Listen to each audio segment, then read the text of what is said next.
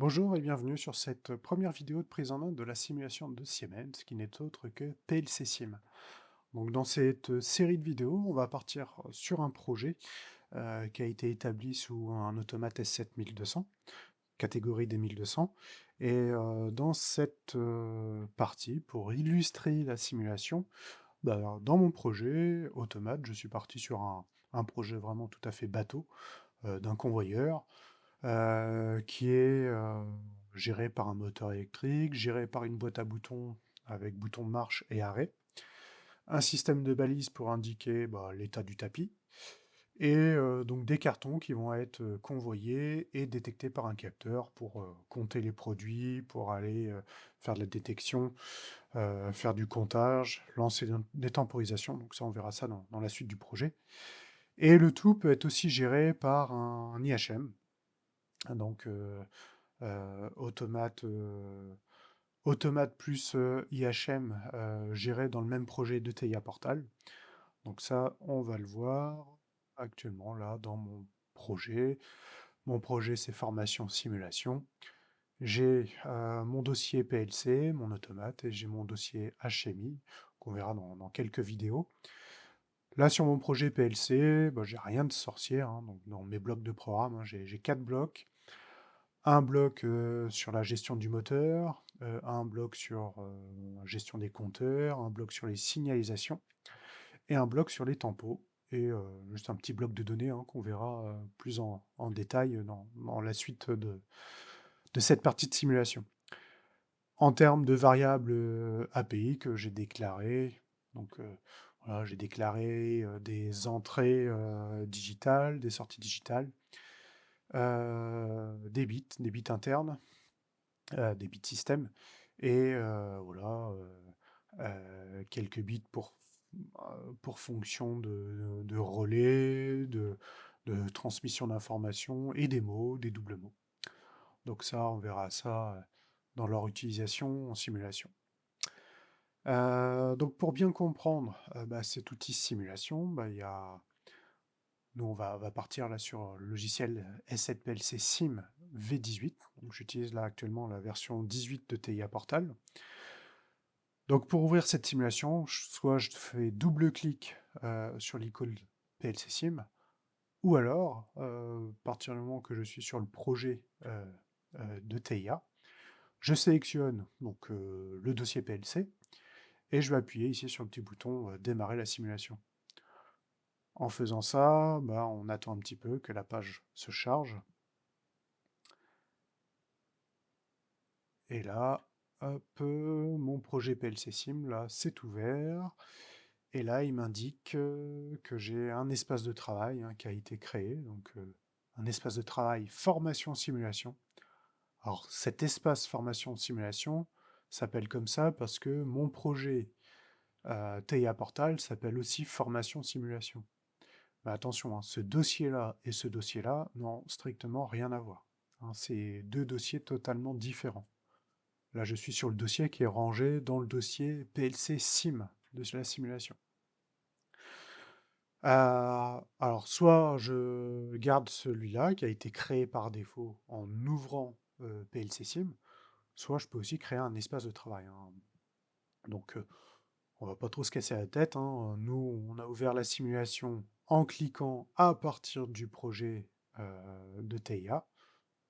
Par défaut, il crée ce projet, donc on va rester sur ce projet. Euh, Ensuite, une fois que ce projet est sélectionné, je le vois, hein, il me dit que l'espace de travail actuel, hein, c'est bien celui-ci. Hein. L'espace de travail actuel affiche les informations sur l'espace de travail actuellement configuré. Donc c'est celui-ci actuellement. Ensuite, nous, on va aller voir dans la liste des CPU.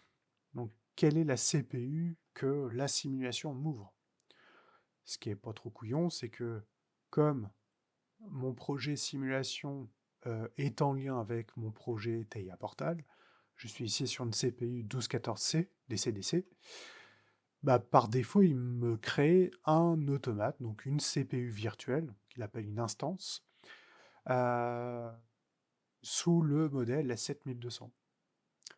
Si je n'ai pas ça qui s'affiche, eh ben, je peux quand même aller en créer une. Donc je peux aller me créer une CPU virtuelle en 1500, 1200, un ET200.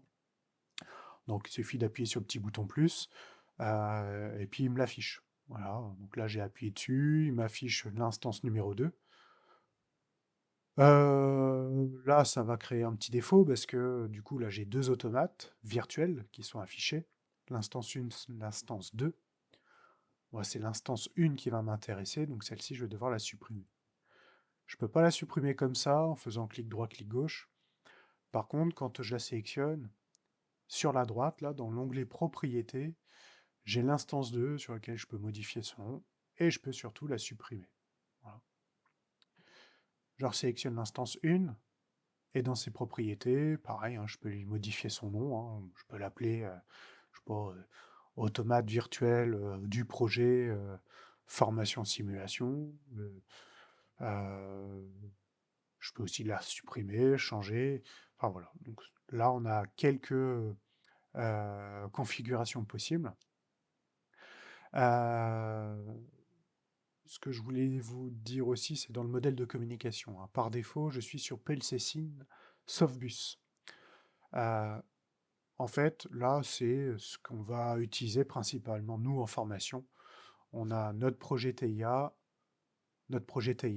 avec l'automate, avec l'IHM. C'est ce qu'on va utiliser le plus couramment. Si j'utilise ce modèle de com, j'ai possibilité d'utiliser les web serveurs. Donc web serveurs qu'on utilisera dans une formation future.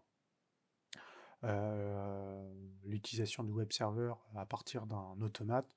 Donc ça, on sera amené à l'utiliser. Cette autre partie, c'est si on veut se connecter à d'autres automates, autres que Siemens. Ça, on verra ça aussi un petit peu plus tard, comment éventuellement se connecter. Nous, on va rester basique sur le PC Sim Softbus en interne uniquement. En se connectant comme ça, eh bien, j'ai possibilité de mettre sous tension, si je peux dire, mon automate, mon instance. Je clique ici, hop, ça mouline un peu, ça cherche, ça charge. Et là, il me met mise sous tension de l'API, non configurée, ok, c'est normal. Et là, mon automate virtuel est sous tension, par contre, il est ici en stop, ce qui est normal. Je retourne maintenant sur TIA Portal, et là, sur TIA, il m'affiche la fenêtre des chargements étendus, comme si je voulais aller charger réellement un projet dans un automate, dans un vrai automate. Donc là, ça ne change pas du tout du fait que si on avait vraiment un automate face à notre PC, là, par contre, on va être en simulation. Donc dans l'interface PGPC, ici, je vais retrouver quelque chose qui va s'apparenter à de la PLC Sim, de la simulation. Par contre, j'ai deux interfaces. J'ai le Siemens PLC Sim Virtual Ethernet Adaptateur, ou j'ai le PLC Sim. Entre les deux, entre ces deux interfaces-là, celle-ci ne me plaît pas trop, parce que je ne peux pas connecter de liaison à interface de sous-réseau. Je ne peux pas lancer de recherche, alors que celle-ci, oui. Alors ça, vous verrez, peut-être que vous serez amené à jouer avec ces deux interfaces-là, suivant votre projet. Est-ce que vous êtes sur du CPU en 1200 ou en 1500, en ET200? Ça, c'est assez capricieux aussi chez Siemens. Tout dépend quelle interface vous êtes. Donc nous, là, si je choisis la PLC Sim, déjà là, il m'autorise le bouton lancer la recherche. Si je clique dessus, il me trouve une CPU virtuelle, donc la CPU commande, avec une adresse IP. Il m'indique bien que c'est une simulation.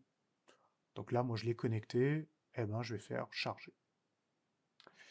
Et là, la chose qui est assez curieuse, c'est qu'il me dit que l'appareil PLC1 n'est pas digne de confiance. Donc pour ça, je vais être obligé de lui déterminer que cette CPU, en fait, elle est bien digne de confiance, que je veux bien la connecter. Alors là, je fais établir la connexion. Donc là, comme si je chargeais réellement, il me met que tout est OK, tout est bon. Je fais charger. Voilà, petite fenêtre de chargement. Sur PLC Sim, il voit que ça travaille. Hop. Ici, côté TIA, il me dit que le module peut être démarré. Donc là, je vais faire terminer. Et donc là, j'ai chargé mon programme dans ma simulation. Donc là, tout simplement, hein, elle a été chargée.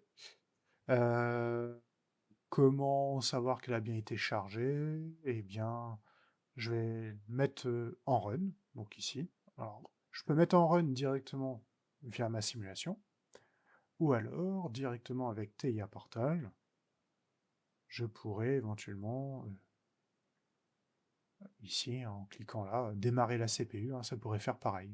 Que je clique là, ou que je clique ici, ça va faire la même chose. Là, je l'ai fait depuis PLC Sim. Là, il me passe bien que ma CPU virtuelle est bien passée à l'état run. Donc voilà pour cette partie. Donc là, j'ai ouvert PLC Sim. À partir de ça, j'ai chargé ma simulation. Enfin, j'ai d'abord déterminé mon espace de travail. Mon espace de travail qui est formation simulation. J'ai mis sous tension ma CPU. J'ai chargé mon programme dans ma CPU virtuelle. Et après, je l'ai mise en run.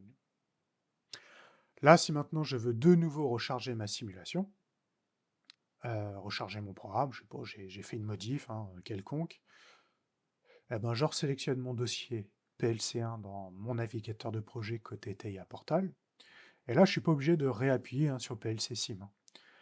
Si PLC Sim est déjà ouvert, là, tout ce que je peux faire, eh bien, c'est de faire un chargement classique. Je fais charger, je fais charger, et là, sur PLC Sim, il va prendre en compte mon dernier chargement. Donc voilà pour cette partie. On se revoit tout à l'heure pour une prochaine vidéo de gestion de la CPU, puis ajouter des tables de simulation.